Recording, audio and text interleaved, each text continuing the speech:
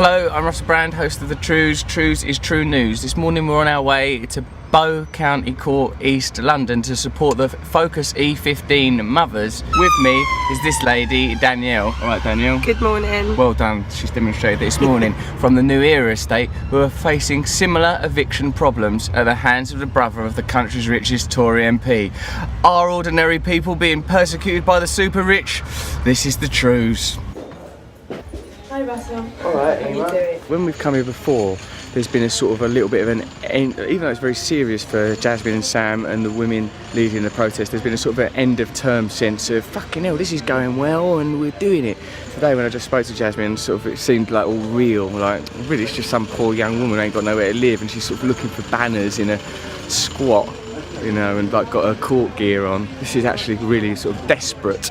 I think the reality has really hit them today, that they've been doing amazing with campaigning, they've been getting press, they've been doing this, but today is actually Judgment Day where they go to court and it's all of a sudden just become really real. Constantly vacillating between, well, this is a positive thing because it could lead to change, and oh God, why is this even fucking necessary? It's stupid. Why can't you just provide homes for people when there's clearly enough resources? This estate, Carpenter's estate, Newham Council have been trying to sell to private developers since before the Olympics. University College London were going to move into this site and put a university here, which would have largely been filled by students paying excess fees from overseas, and they would have resulted in this community being broken up and expelled from the area.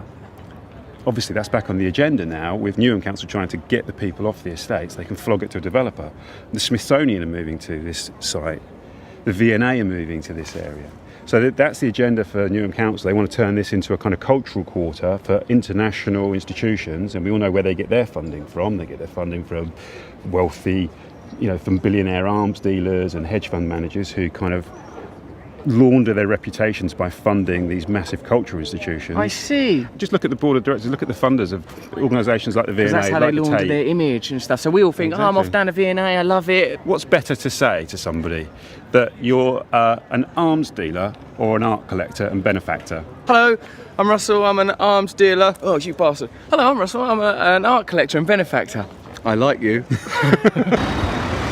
Now we're arriving at the court for this sort of actually quite glum event. They weren't political activists when this started.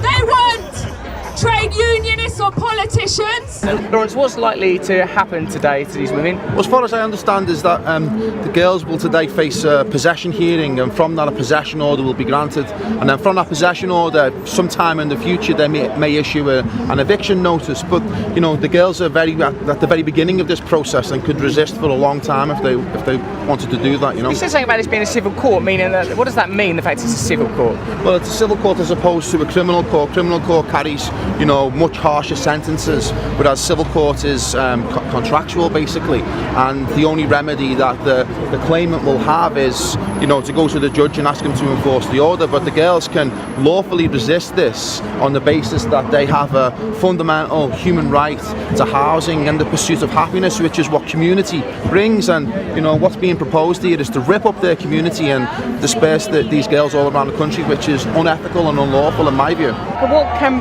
people do when confronted with this kind of situation, mate?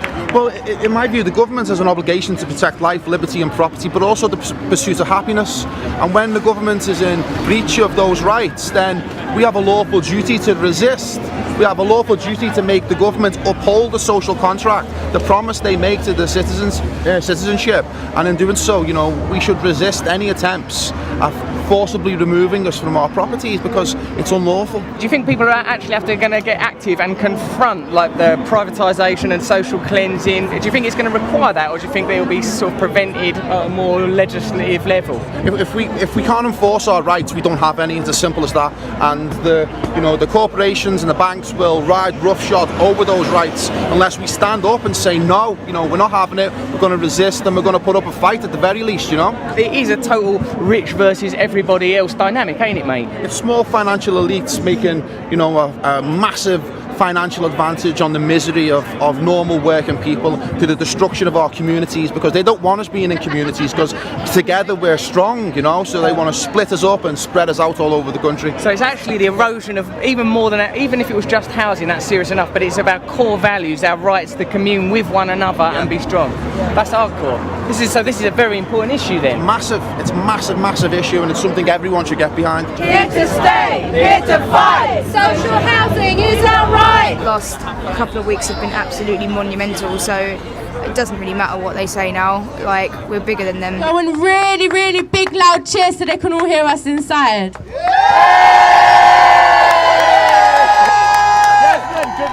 You've obviously been sort of committed to this for a little while, but Well, it's a few days. I've turned up a couple of times. A lot more people are activated and a lot more are interested in issues like this, including myself. I'm not separate from that. I'm more interested, engaged and involved than I would have been, because I suppose it's becoming increasingly difficult to ignore. What we're seeing on the Carpenters estate today is comparable to the issue faced by Danielle and mothers and women and families all over London.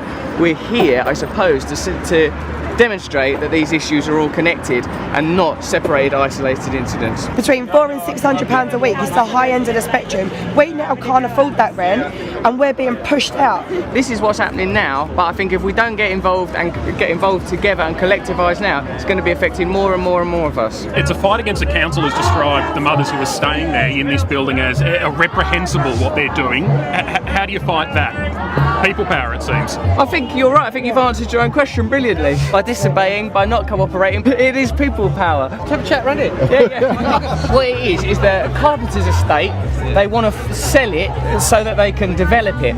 They're slowly clearing residents out. There was an empty house there. These mothers, they've occupied this council house and they're campaigning to be housed there instead of dispersed all over the country, because they want to be with their families, they want to be with their communities.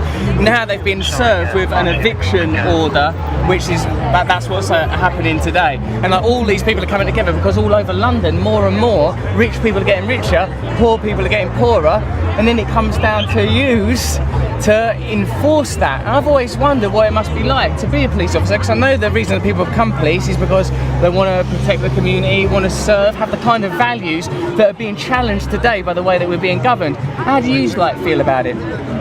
I'm not going to give an opinion. We have to remain impartial, I'm afraid, sir. We need you to protect us, and increasingly it's becoming clear that the people that govern us don't have our interests at heart, and the oaths that you swear when you become police officers are going to be harder and harder to observe, because them lot are getting corrupt and really operate in the service of big business, not in the service of the people that they're supposed to represent.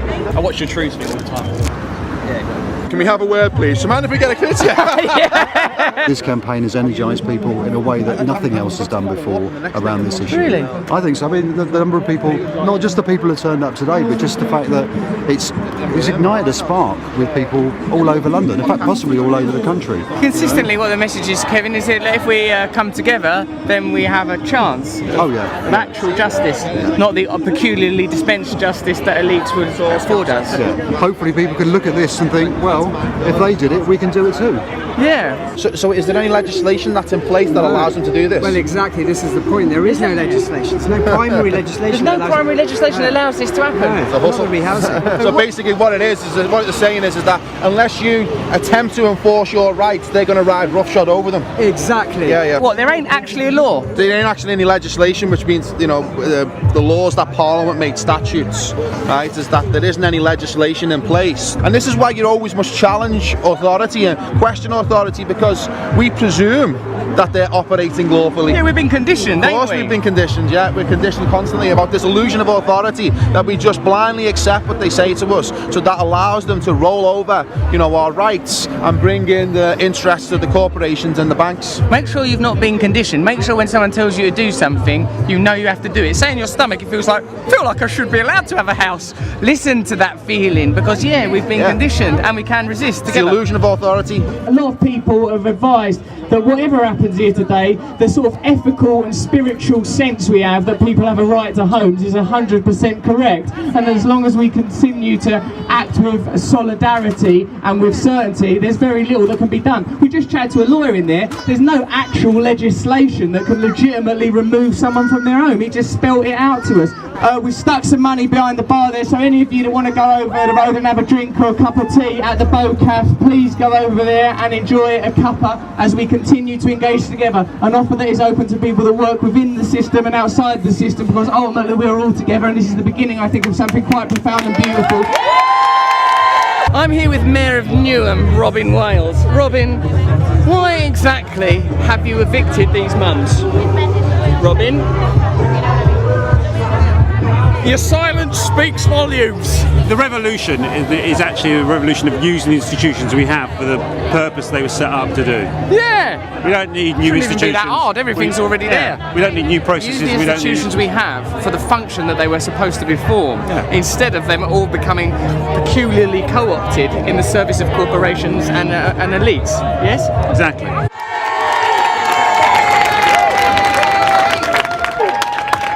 We will continue fighting to save the council housing and ensure decent housing for all. This is the beginning of the end of the housing crisis.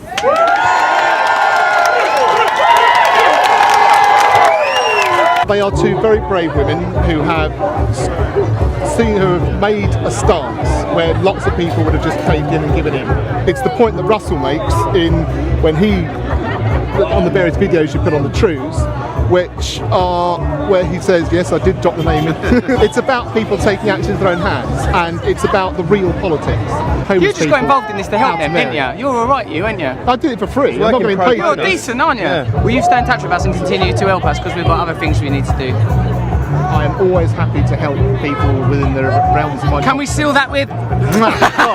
That's legally binding! Robin Wales, get out! We know what you're all about, evictions from losses. Here to stay, here to fight. We're going to now be marching to East Thames Housing Association. Repopulate the Carpenters Estate.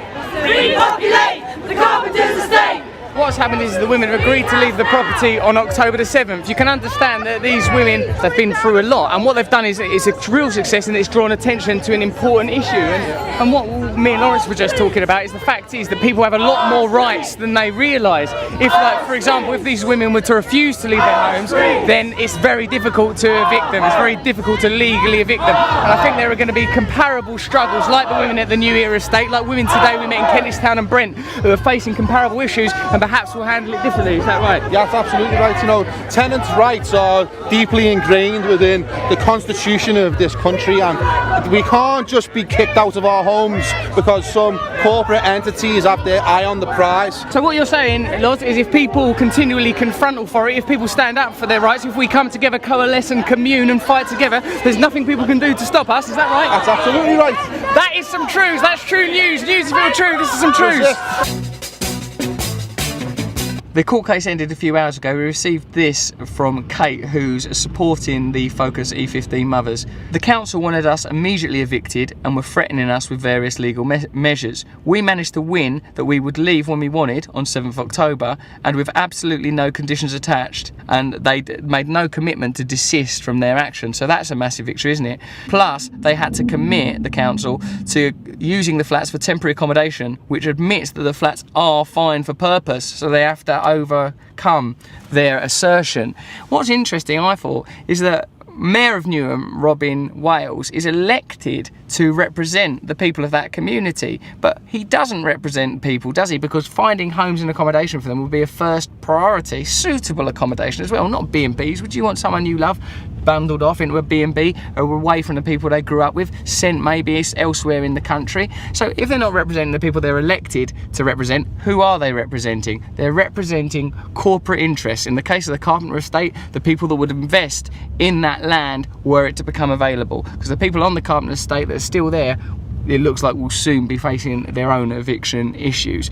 And this is like a continual issue nationally and internationally. Our governments and our elected officials don't represent us, they represent the interests of big business. So the people that truly represent us are activists like Jasmine and Sam from Focus E15, people that are prepared to face up to the system themselves. That's the true news. If you want political power, become political power. That's Trews.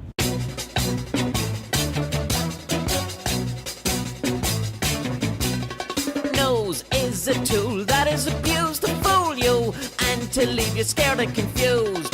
Trews is like the nose. If the nose was true, I want some Trews. Let's have some Trews.